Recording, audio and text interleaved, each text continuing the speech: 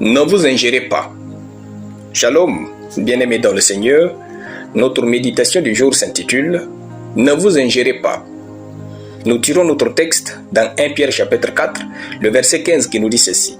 « Que nul de vous, en effet, ne souffre comme meurtrier ou voleur ou malfaiteur ou comme s'ingérant dans les affaires d'autrui. » Gloire à Dieu.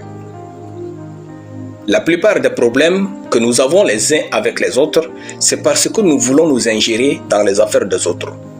Dans notre verset, l'apôtre Pierre nous fait réaliser que le fait de s'ingérer dans les affaires d'autrui est assimilable au meurtre, au vol et à un crime. Si l'on peut s'ingérer dans les affaires des autres, alors on peut commettre un crime. Arrêtez de fixer vos collègues, vos camarades, vos frères et sœurs pour déterminer votre être. Que votre collègue ait acheté une nouvelle voiture ou s'est marié, ce n'est pas votre problème. Dites-lui félicitations et vivez votre vie. Qu'un couple n'ait pas d'enfant, qu'un frère ou une sœur ait péché, ce n'est pas votre problème. Ne vous ingérez pas dans les affaires des autres si ce n'est pour les rendre meilleurs ou bons pour Dieu. Ne vous livrez pas à une telle souffrance. En s'ingérant dans les affaires des autres, vous montrez à Dieu que votre vie n'a rien d'intéressant. En s'ingérant dans les affaires des autres, vous dites par là que votre vie n'est pas passionnante.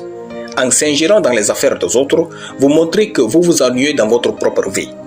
En s'ingérant dans les affaires des autres, vous définissez votre vie grâce à la vie des autres.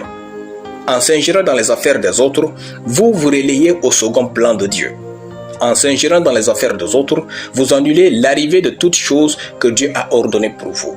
Car, selon vous, votre vie n'est pas prioritaire. Ne donnez conseil que lorsqu'on vous demande conseil ou que vous ressentez le désir divin d'aider l'autre. Sinon, occupez-vous de votre vie.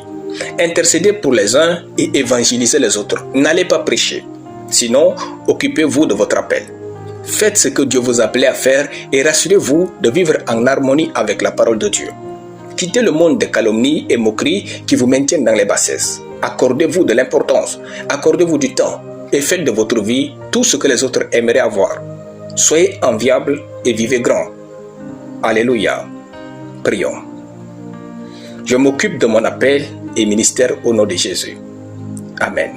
La lecture biblique en une année, Ésaïe chapitre 10 à Ésaïe chapitre 19.